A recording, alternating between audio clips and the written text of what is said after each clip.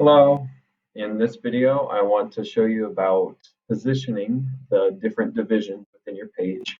So we've made these sections or parts with div tags, but then how can you go about placing them exactly where you want them, and maybe centering these elements? Because kind of the problem we have right now is that if I expand the page, if I was looking at my page on an entire computer screen, then all of those boxes would be very, very wide, and it's not really the image that we're going for here. So how can we change some of that and make it look more like what we want? All right, so CSS is how we're going to do some of this layout and the formatting.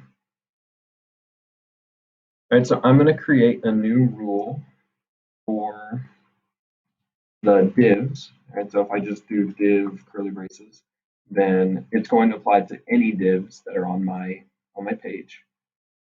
And there's a different way if you want to use the IDs. You could say div hashtag and then the ID name to be more specific, but we are going to write rules that apply to everything. So one big trick with doing positioning with these divs is to define the width.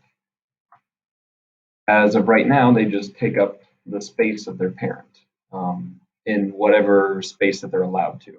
The parent of these divs is the body.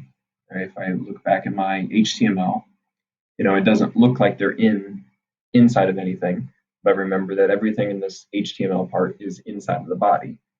And so those divs are going to try to take up the width of the body of whatever its parent is as much as it can.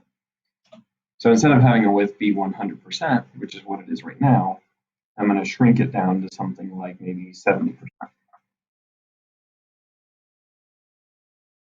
Right, so that made it more of a size that we can control. And we can go about creating pixels as well. Instead of saying 70%, I typically do use percentages. I found them more useful in web design. But if you want to say that it's 300 pixels or something like that, then that would be a little more finer control. I'm going to change it back to 70% though. Right, but they're not centered like we were trying to do. So the other way to do that is to set the margin rule.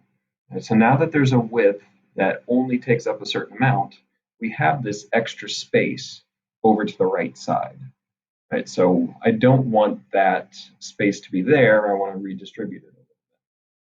The space that's on the outside of an element is called the margin. Right, so if I want to take that space that's between the div and the body, if you drew a box around the entire page, I want to take that space between them.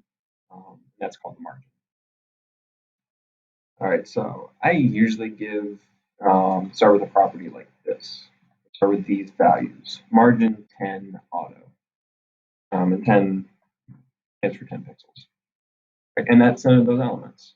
So what it is it takes the margin setting, again, the space on the outside of the element, and then this version of it takes two parameters. The first one is the up and down margin. So how much space should come before the element and how much space should come after the element. And then the next setting is the left and right margin. So if I set this to a certain amount, it wouldn't do exactly what we think it would do. All right, so it doesn't figure out that it needs to be centered. It would place 10 pixels on the left-hand side, and then there would just be all this extra space on the right side anyway. All right, so the auto setting automatically takes the left-right margin that's available, and it splits it on the left and the right side. So that basically centers it. So as long as elements are what's called display block, if they're block elements, like a div is, it's a box kind of a thing, then doing these steps are how you can center it.